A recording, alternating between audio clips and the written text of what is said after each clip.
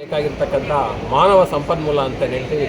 ಅಂದರೆ ನಮ್ಮ ಪಶುವೈದ್ಯಕೀಯ ಪದವೀಧರರನ್ನು, ಸ್ನಾತಕ ಪದವೀಧರರನ್ನು ಮತ್ತು ಡಾಕ್ಟರೇಟ್ ಪದವೀಧರರನ್ನು ಕೊಡಮಾಡಿದೆ. ಇದುವರೆಗೂ ಸುಮಾರು 4100 ಪದವೀಧರರು ಈ ಮಹಾವಿದ್ಯಾಲಯದಿಂದ ಬಂದಿದ್ದಾರೆ. ಸುಮಾರು 2000 ಸ್ನಾತಕೋತ್ತರ ಪದವೀಧರರು ಬಂದಿದ್ದಾರೆ. ಅದೇ ರೀತಿ ಸುಮಾರು 100ಕ್ಕೂ ಹೆಚ್ಚು ಡಾಕ್ಟರೇಟ್ ಪದವಿಯನ್ನು ಪಡೆದು ರಾಜ್ಯದಲ್ಲಿ, ರಾಷ್ಟ್ರದಲ್ಲಿ, ಅಂತಾರಾಷ್ಟ್ರೀಯ ಮಟ್ಟದಲ್ಲಿ ವಿವಿಧ ಜವಾಬ್ದಾರಿಗಳನ್ನು ಹೊತ್ತು ನಮ್ಮ ಸಮಾಜಕ್ಕೆ ಕೊಡುಗೆಯನ್ನು ಕೊಡ್ತಾ ಇದೆ. ತಮಗೆ ಗೊತ್ತಿರೋ ಹಾಗೆ ನಮ್ಮ ಪಶುವೈದ್ಯಕೀಯ ಕ್ಷೇತ್ರ ಇಟ್ಸ್ ಎ ನೊಬೆಲ್ ಪ್ರೊಫೆಷನ್. ಯಾಕಂದರೆ ನಾವು ಮೂಕ ಪ್ರಾಣಿಗಳ ಸೇವೆಯನ್ನು ಮಾಡ್ತಕ್ಕಂಥ ಪ್ರೊಫೆಷನ್ನು. ಅದರಲ್ಲೂ ವಿಶೇಷವಾಗಿ ಗ್ರಾಮೀಣ ಪ್ರದೇಶದಲ್ಲಿ ನೇರವಾಗಿ ರೈತರೊಂದಿಗೆ ಒಡನಾಟ ಇರ್ತಕ್ಕಂಥ ಪ್ರೊಫೆಷನ್ನು. ಗ್ರಾಮೀಣ ಪ್ರದೇಶದಲ್ಲಿ ನಮ್ಮ ಕಡು ಬಡವರು, ರಿಸೋರ್ಸ್ ಫುಡ್ ಫಾರ್ಮರ್ಸ್ ಅಂತ ಹೇಳ್ತೀರಿ, ಅವರು ಜಾನುವಾರುಗಳನ್ನು ಸಾಕಾಣಿಕೆ ಮಾಡ್ತಿರ್ತಾರೆ. ಅವರ ಜೀವನೋಪಾಯನೇ ಅದರ ಮೇಲೆ ಡಿಪೆಂಡ್ ಆಗಿರುತ್ತೆ. ಅಂಥವರ ಒಂದು ಜೀವನೋಪಾಯ ಸದೃಢತೆಗೆ ನಮ್ಮ ಪಶುವೈದ್ಯಕೀಯ ಸಹಪಾಠಿಗಳು ಸದಾ ಶ್ರಮಿಸ್ತಾ ಇರ್ತಾರೆ. ಈ ನಿಟ್ಟಿನಲ್ಲಿ ಅಂತಹ ಒಂದು ಮಾನವ ಸಂಪನ್ಮೂಲವನ್ನು ಈ ಪಶುವೈದ್ಯಕೀಯ ಮಹಾವಿದ್ಯಾಲಯ ಕೊಟ್ಟಿರೋದು ತುಂಬ ಸಂತಸದ ವಿಷಯ. ಈ ಸಂದರ್ಭದಲ್ಲಿ ಈ ಮಹಾವಿದ್ಯಾಲಯದ ಎಲ್ಲ ಹಳೆಯ ವಿದ್ಯಾರ್ಥಿಗಳು ಭಾಗಿಯಾಗಿದ್ದಾರೆ. ಜೊತೆಗೆ ಇವತ್ತು ವಿಶ್ವವಿದ್ಯಾಲಯದ ಎಲ್ಲ ವಿಶ್ರಾಂತ ಕುಲಪತಿಗಳು ಸಹ ಭಾಗಿಯಾಗಿದ್ದರು.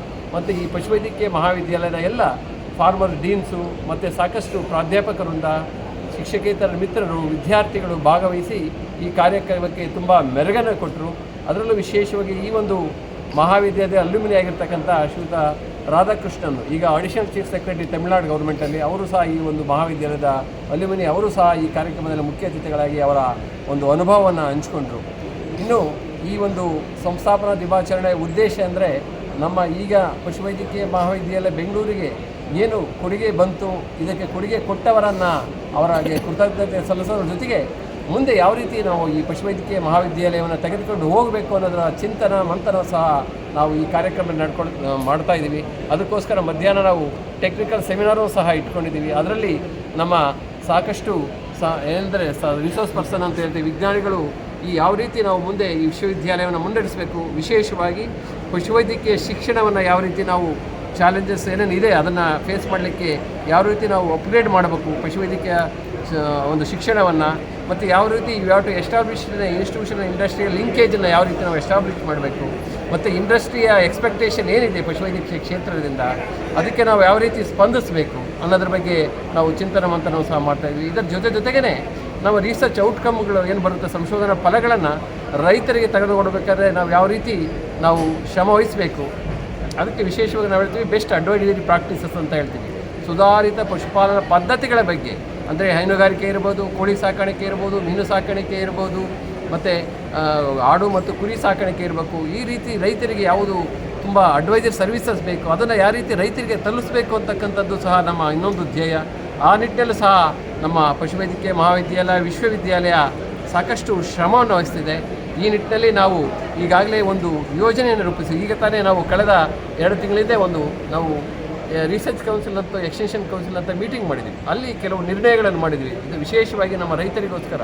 ಅಂದರೆ ಒಬ್ಬ ಟೀಚರು, ಒಬ್ಬ ವಿಜ್ಞಾನಿ, ಪ್ರತಿಯೊಬ್ಬ ಟೀಚರೂ ಸಹ ಒಬ್ಬ ರೈತರ ಜೊತೆಗೆ ಸಂಪರ್ಕ ಹೊಂದಿ ಅವನಿಗೆ ಪಶುಪಾಲನೆಯಲ್ಲಿರ್ತಕ್ಕಂಥ ಸಮಸ್ಯೆಗಳನ್ನು ಆಲಿಸಿ ಅವುಗಳನ್ನು ಯಾವ ರೀತಿ ಪರಿಹಾರ ಮಾಡಬೇಕು, ಅದರ ಬಗ್ಗೆ ಏನಾದರೂ ಸಮಸ್ಯೆಗಳಿರ್ತಂದು ಮತ್ತೆ ಬಂದು ನಾವು ಸಂಶೋಧನೆ ಮಾಡಿ ರೈತರಿಗೆ ಒಂದು ಪರಿಹಾರವನ್ನು ಕೊಡಬೇಕು. ಅವರ ಸಮಸ್ಯೆಗಳಿಗೆ ಪರಿಹಾರವನ್ನು ಕೊಟ್ಟು ಅವರ ಸಾಮಾಜಿಕ ಮತ್ತು ಆರ್ಥಿಕ ಸದೃಢತೆಯಿಂದ ಕಾಪಾಡುವಲ್ಲಿ ನಾವು ಯಾವ ರೀತಿ ಶ್ರಮಿಸಬೇಕು ಅಂತಕ್ಕಂಥ ಯೋಜನೆಯನ್ನು ರೂಪಿಸಿದ್ವಿ.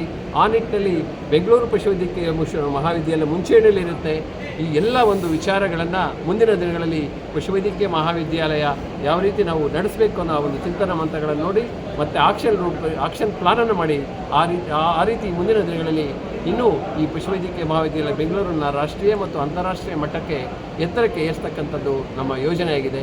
ಇದಕ್ಕೆ ಸಹಕರಿಸಿದ ಎಲ್ಲರಿಗೂ ಧನ್ಯವಾದಗಳು. ಮತ್ತು ನಮಗೆ ಗೊತ್ತಿರೋ ಹಾಗೆ ಇತ್ತೀಚೆಗೆ ನಮ್ಮ ಒಂದು ವಿಶ್ವವಿದ್ಯಾಲಯವನ್ನು ರ್ಯಾಂಕ್ ಮಾಡಿದಾಗ ಆಲ್ ಇಂಡಿಯಾ ಲೆವೆಲ್ಲಿ ನಮ್ಮ ವಿಶ್ವವಿದ್ಯಾಲಯ 10ನೇ ರ್ಯಾಂಕನ್ನು ಗಳಿಸಿದೆ. ಅದಕ್ಕೆಲ್ಲ ನಮ್ಮ ಅಧಿಕಾರಿಗಳಿಂದ ಶಿಕ್ಷಕಿಯರ ಮಿತ್ರರ ಒಂದು ಶ್ರಮ ಮತ್ತು ಸಹಕಾರ ಇದೆ.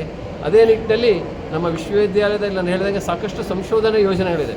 ಅದರಲ್ಲೂ ವಿಶೇಷವಾಗಿ ಬೆಂಗಳೂರು ಪಶುವೈದ್ಯಕೀಯ ಮಹಾವಿದ್ಯಾಲಯದಲ್ಲಿ ನಮ್ಮದು ರೇಬಿಸ್ ಡಯಾಗ್ನೋಸ್ಟಿಕ್ ಲ್ಯಾಬ್ ಇದೆ. ಇದು WOAH ರೆಫರಲ್ ಲ್ಯಾಬೊರೇಟರಿ.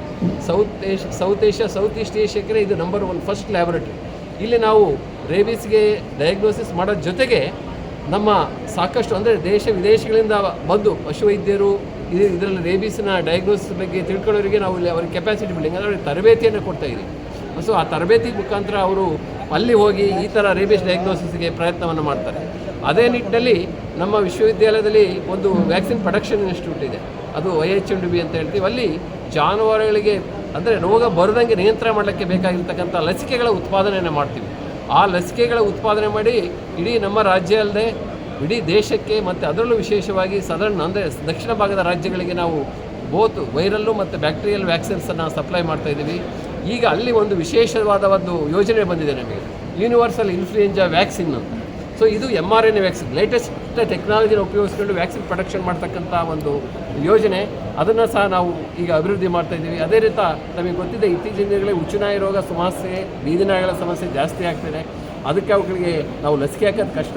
ಆ ನಿಟ್ಟಿನಲ್ಲಿ ಬಾಯಿಯ ಮುಖಾಂತರ, ಆಹಾರದ ಮುಖಾಂತರ ಯಾವ ರೀತಿ ಲಸಿಕೆ ಕೊಡಬೇಕು ಅನ್ನೋದ್ರ ಬಗ್ಗೆ ಸಂಶೋಧನೆ ನಡೀತಾ ಇದೆ ಮಹಾವಿದ್ಯಾಲಯದಲ್ಲಿ.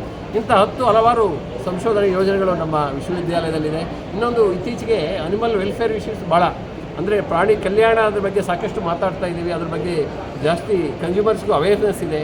ಈ ನಿಟ್ಟಿನಲ್ಲಿ ನಾವು ಇಂಟರ್ನ್ಯಾಷನಲ್ ಕೊಲಾಬ್ರೇಷನ್ ಇದೆ, ಯೂನಿವರ್ಸಿಟಿ ಆಫ್ ಇಡನ್ಬರಾ UK, ಅದ್ರ ಜೊತೆಗೆ ನಮ್ಮ ವಿಶ್ವವಿದ್ಯಾಲಯ ಅನಿಮಲ್ ವೆಲ್ಫೇರ್ ರಿಸರ್ಚ್ ಆ್ಯಂಡ್ ಎಜುಕೇಷನ್ಗೆ ಕೊಲಾಬ್ರೇಷನ್ ಮಾಡ್ಕೊಂಡಿದ್ದೀವಿ. ಆ ನಿಟ್ಟಿನಲ್ಲಿ ಈ ಒಂದು ಮಹಾವಿದ್ಯಾಲಯ ಮತ್ತು ನಮ್ಮ ಹಾಸನ ಪಶುವೈದ್ಯಕೀಯ ಮಹಾವಿದ್ಯಾಲಯ, ಶಿವಮೊಗ್ಗ ಪಶುವೈದ್ಯಕೀಯ ಮಹಾವಿದ್ಯಾಲಯದಲ್ಲಿ ಈ ಇಂಟರ್ನ್ಯಾಷನಲ್ ಅನಿಮಲ್ ವೆಲ್ಫೇರ್ ಸೆಂಟರ್ಗಳನ್ನು ಸಹ ನಾವು ಪ್ರಾರಂಭ ಮಾಡಿದ್ದೀವಿ. ಹೀಗೆ ಹಲವಾರು ಚಟುವಟಿಕೆಗಳೊಂದಿಗೆ ನಮ್ಮ ವಿಶ್ವವಿದ್ಯಾಲಯ ಬೆಳೀತಾ ಇದೆ. ಮತ್ತು ಅದರಲ್ಲೂ ಈ ಒಂದು ಬೆಂಗಳೂರು ಪಶುವೈದ್ಯಕೀಯ ಮಹಾವಿದ್ಯಾಲಯ ಬಹಳ ಎಂದರೆ ಇಡೀ ರಾಜ್ಯದಲ್ಲೇ ಮೊದಲನೇ ಪಶುವೈದ್ಯಕೀಯ ಮಹಾವಿದ್ಯಾಲಯ. ನಾವೆಲ್ಲರೂ ಇದರ ಒಂದು ಹಳೆಯ ವಿದ್ಯಾರ್ಥಿಗಳು. ಮತ್ತು ಆದ್ದರಿಂದ ಇವರೆಲ್ಲರೂ ಒಟ್ಟಿಗೂಡಿ ಈ ಒಂದು ನಮ್ಮ ಪಶುವೈದ್ಯಕೀಯ ಶಿಕ್ಷಣ, ಸಂಶೋಧನೆ ಮತ್ತು ವಿಸ್ತರಣಾ ಚಟುವಟಿಕೆಗಳು ಇನ್ನೂ ಅರ್ಥಪೂರ್ಣವಾಗಿ ಮಾಡ್ತೀವಿ ಅಂತ ಈ ಸಂದರ್ಭದಲ್ಲಿ ಹೇಳಲಿಕ್ಕೆ ನಾನು ಇಷ್ಟಪಡ್ತೀನಿ. ಧನ್ಯವಾದ.